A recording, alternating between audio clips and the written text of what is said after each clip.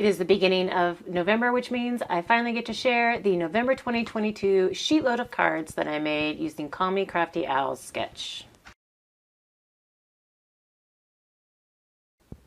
Hey guys, it's Beth. Welcome.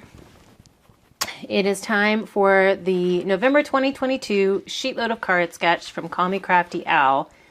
And this month, it's another special edition. It's a split panel card. And Call Me Crafty Owl's sheet loads give you the sketch, supply list, and cut list, everything you need to make a certain number of cards each month. And this month, the number is 18. It's a big batch this month.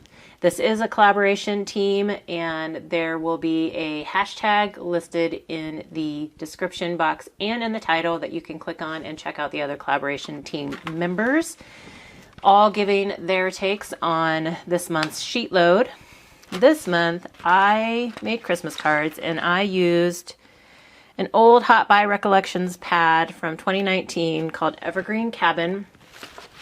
And I had wanted to use it for something this season anyway, and I happened to be looking through it and noticed that it had a bunch of strip scraps. And so they happened to be the exact size that Alicia's sketch called for. So I decided she calls for 3 different 12 by 12 pattern papers.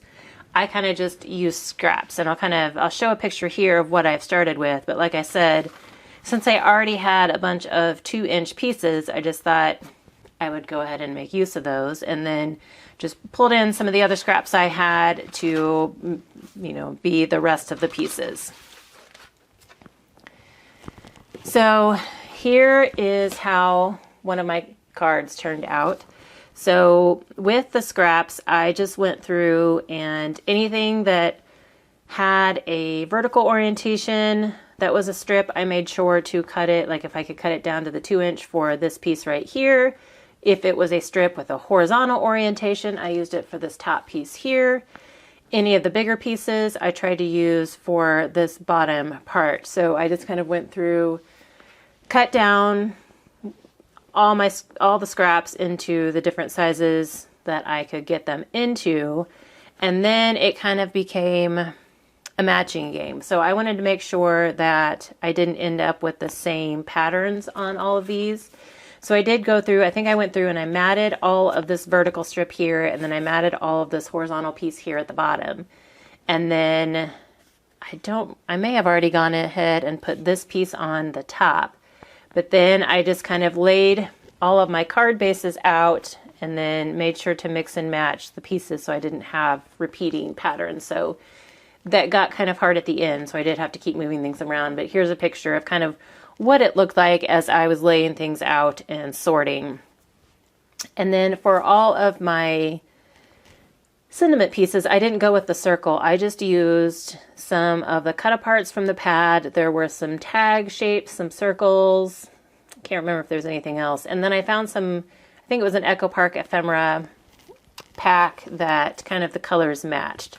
So you'll see I kind of have some that are other shapes as well. Here's a circle, and this one I just used a sticker on. And on the inside there are scraps as well. I like the ones with the big tags.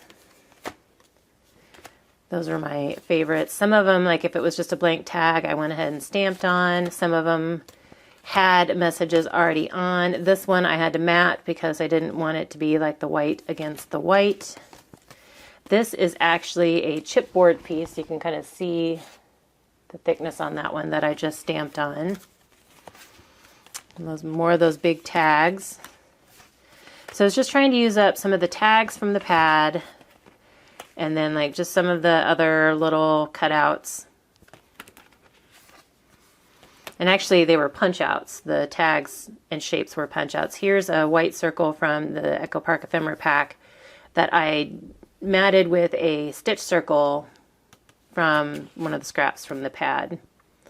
So just kind of like a really wide variety. Again, I just tried to make sure that my cards didn't have repeating patterns.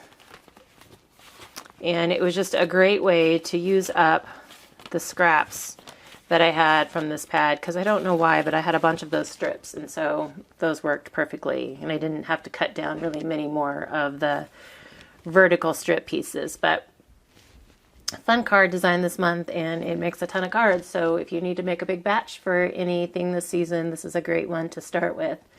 But please, again, be sure to check out the other collaborators that are linked through the hashtag, and also check out Alicia's video if you haven't already seen her round of cards and debut. That's linked in her video, will be linked in the description box below as well. Thank you guys so much for your time today, and hope you all have a very crafty day.